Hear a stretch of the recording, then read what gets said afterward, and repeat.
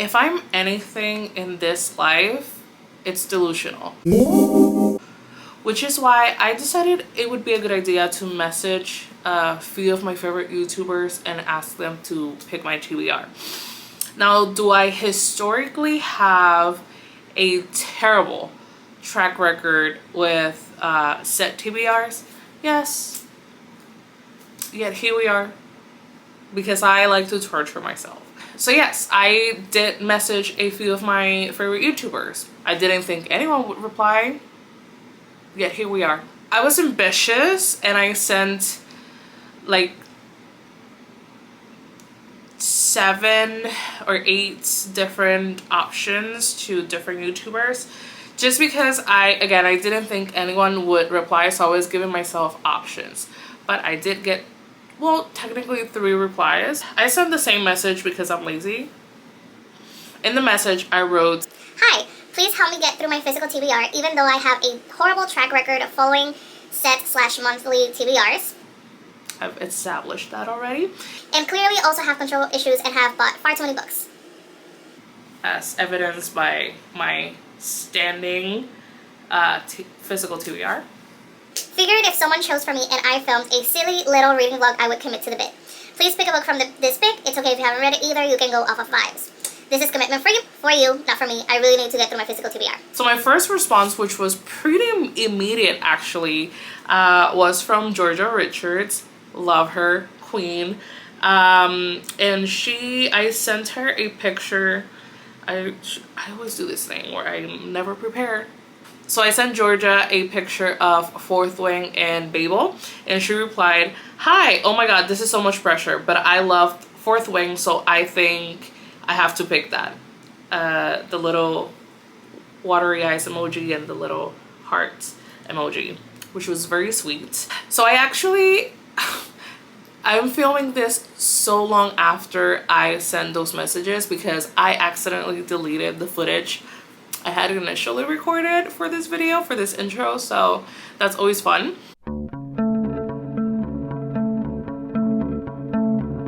This is the last clip. I have not read a thing. That was 2 days ago, and I think I only read, I'll tell you, I read 4 pages and I haven't read anything else, so let's get to reading.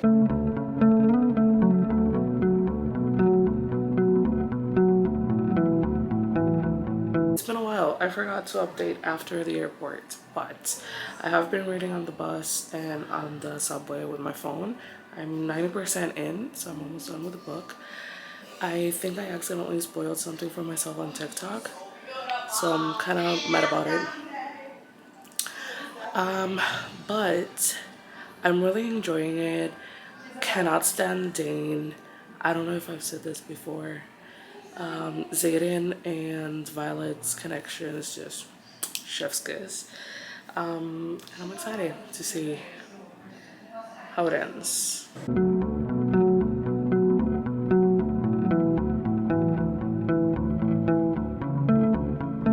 Finished this at the airport in New York, and I immediately had to buy Iron Flame because of how it ended. I needed to know what happened, so I did finish Iron Flame as well. Loved how everyone underestimated Violet and how she kept proving them wrong. Like, yes queen, just kick ass. Her relationship with Rhiannon is just, I love A Chosen Family, and her relationship with Rhiannon, Sawyer, Riddick, I'm missing someone from the squad. It's just so nice to see develop, even though she's warned since the beginning to just not really make friends, not fall in love, just because of the nature of the writers quadrant. Also, let's talk about how, again, our girl keeps getting underestimated and she bonds 2 dragons.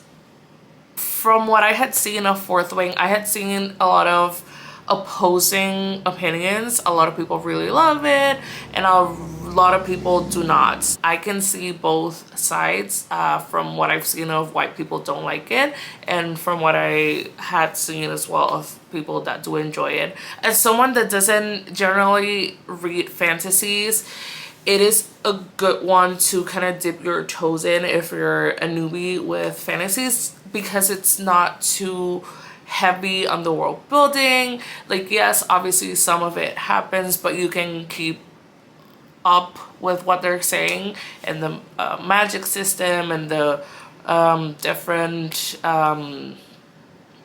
quadrants, like scribes and writers and infantry and whatnot. So it's easy to keep up with, which again, a lot of people, if you're a veteran of fantasy, that can be a bad thing, because you've read so much, you expect a different degree of world building. But if you're not that used to fantasy, this is a good way to start. So I did enjoy how it was easy to follow along, but also kept me entertained. At the very beginning, it took me a while to get into it, but once they started with the sparring and it got past trashing, I really got into it. Obviously, we have the romanticy aspect, Xaden and Violet, which are stars as enemies and end up being better together. And it's an element I truly did enjoy. I mean, I will never say no to a romance plot. So yeah, thank you, Georgia, for picking Fourth Wing. I am surprised at how much I loved it and how much I loved Iron Flame. I think I liked Iron Flame a little bit less than Fourth Wing, but I also did enjoy it, and I can't wait for Onyx Storm, because the way that Iron Flame ended, excuse me.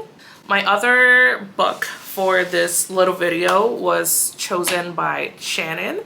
I found Shannon through TikTok and then transitioned into watching her YouTube videos, and I loved her. I love her in general, but I love her more because she's my age, and I feel like most of the YouTubers that I'm watching lately are way younger than me, so it's really nice and refreshing getting perspective of someone that is closer to my age, or actually we're the same age, so that's so I had sent her a picture of Tomorrow and the Ballad of Songbirds and Snakes, and she chose Tomorrow. She said, so many people love Gabrielle 7, so you need to read it. And then she agreed about how hard it is to commit because she has been struggling with it, so we love a girl that gets it. I have started Tomorrow. I am mostly doing audiobook just because I've been doing a lot of things around my apartment. So I'm been listening to it as I do other things. So far, I'm enjoying it. I'm about 22% in, and I'm very excited to see how it plays out. So I'll be back at some point.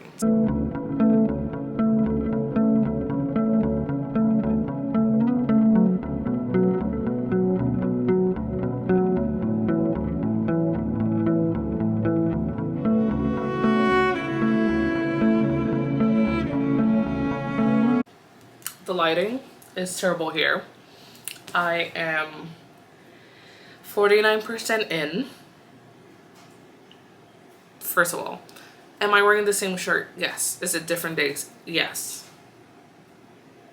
Anyways, I think I had intended this to be just like a June TBR. However, today is the 29th. I'm 49% into Tomorrow, and I still have the other book, which is 400 pages. I don't think I'm feeling ambitious, and I'm like, I can 100% finish it, but I don't know that I can. We'll see. Finished Tomorrow last night. I gave it a 3-star. I can see why people love it. I wouldn't say it's my favorite. I did enjoy the gaming aspect. All the gaming talk for some reason was very interesting to me. Sam and Sadie. The way I put it on Goodreads was, I'm first a Sam hater, Sadie apologist second, and a Mark's lover forever. And I stand by that. Sam, so I always try to feel a little bit of empathy because he went through a lot as a child, but he was insufferable. I don't know, I couldn't stand him.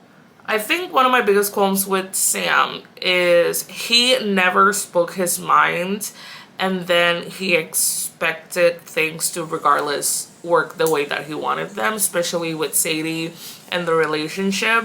The ownership, the ownership he felt over her really bothered me. After what happened with Mark's, this spoiler, so if you haven't read it, maybe skip this. But after Mark's died, which I cried, after he died, obviously, I mean, Sadie is grieving, she's pregnant, and obviously Sam is grieving as well. Mark's was his best friend, his roommate. But how are you gonna try? The way he was to Sadie, like, it's been 3 months, you need to like get your shit together and work. Like, I understand you have a company to run. My girl is depressed. Again, she lost her life partner and she is pregnant. I think you can be a little bit more considerate. With that being said, I am a Sadie apologist. I understand where she came from when it came about, you know, the credit with Ichigo and all of the games. Like, she did take most of the bulk of the work at the beginning of Unfair Games. I think it's the name of the company, I always forget. She was not a perfect girl. She was not a perfect friend. She was rough around the edges. But I'm a girl's girl. I'm a Sadie apologist, and I stand by her. Dove messed up. Every time I heard about this man during this time, anytime I read the book, pissed me off. Why are you 30 going out with a 19-year-old? Who is your student, by the way? Crazy. And Marks, I just love Marks. He was so good. Honestly, neither Sadie or Sam deserved this man. It broke my heart when he died. But I did love him and Sadie together. I think they complemented each other. But yeah, I think those are my overall thoughts on this book. Like, I enjoyed it. Not my favorite. And Sam pissed me off. And I stand by that. So my third and final book for this video, my very good friend Ashley picked. She does have a vlogging channel and I love her vlogs. We live in different countries, so it's a good way to kind of keep up with her and seeing her without having to, you know, interrupt her days or whatever. So I texted her, obviously, because I know her. I need to leave for work. It's gonna be late. So I sent her every picture I took, like with choices for this video, because even if it was a picture for something I already picked, I could do the other book.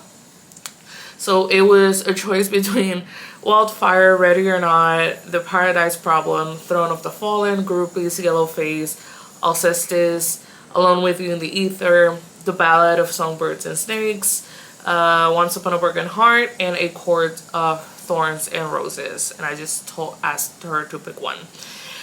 And she was like, why would you do this to me?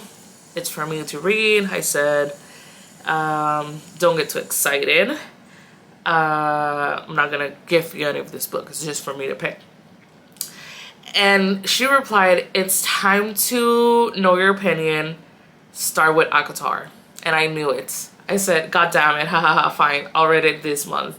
And I knew it. I knew she was gonna pick that. So Akatar, I did start. I truly wanted to finish this video in June. Today is July 1st. So I'm hoping I can finish this book today. I am on chapter 5. I'm already beefing with her family, with Freya's family, but especially with Nesta. I want to punch them.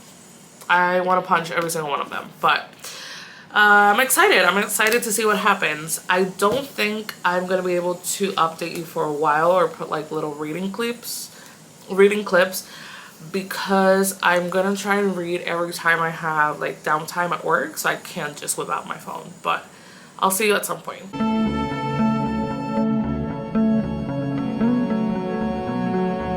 I feel like it's been forever since I picked up the camera. But I did finish Avatar. It's just my life has been a little bit of a mess. So I really do want to finish this video and upload it. So let's work through this. I have some of my thoughts here. It says it's giving Stockholm syndrome. Sis went from looking for ways to kill him and escaping to feeling things really quick between 30 and 40%. I guess that's gonna a quirk of a lot of not romances, I guess that's a romantasy that are like that, or oh, I want to eviscerate you, I want to get rid of you, to why am I feeling this way? So also, she really annoyed me. Listen, I get it. You're essentially got kidnapped. You don't want to be there. You want to escape 100%. However, you're not from there. You don't know anything. So I feel like if multiple people are giving you the same warning, maybe you should pay attention.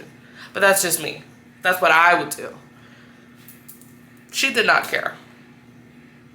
It was almost scary movie type of behavior by Farah. Wait, what's her name? What's her name? Yeah, I think it's Farah. Because it's pronounced F-A-Y. Which is Faye. And R, whatever. Her. Tamlin, I don't know if I was just influenced by the internet. Because I try not to read anything or see any TikToks of things I own but I haven't read.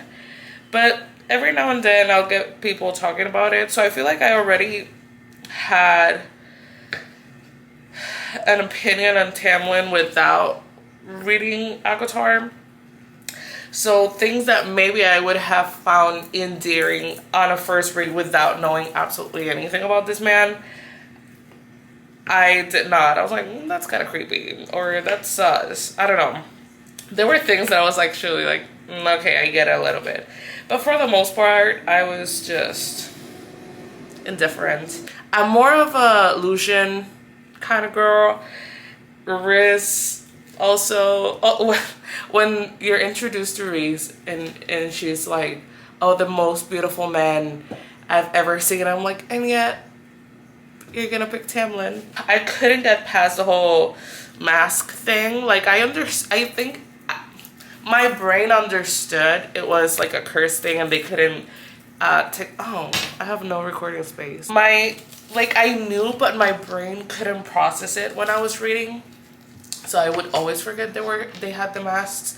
And then for a while, I couldn't, like, in my brain get the placement of the masks right. Like, is it a masquerade mask? Is it like how much of his face does it take up? It always threw me off when she would mention something his mask. I was like, all right, they have the stupid ass mask. Nesta, at the beginning, I wanted to punch this girl. Her family pissed me off so much. I was like, yes, get kidnapped, leave. Why y'all the worst? But towards the end, I could see like I could see myself like in Nesta. And isn't Akamath, what is it? I don't know, the next book, isn't it kind of like about Nesta? I don't know. But that's it. I finished Avatar. I gave it, I think, a 3.5 or something like that.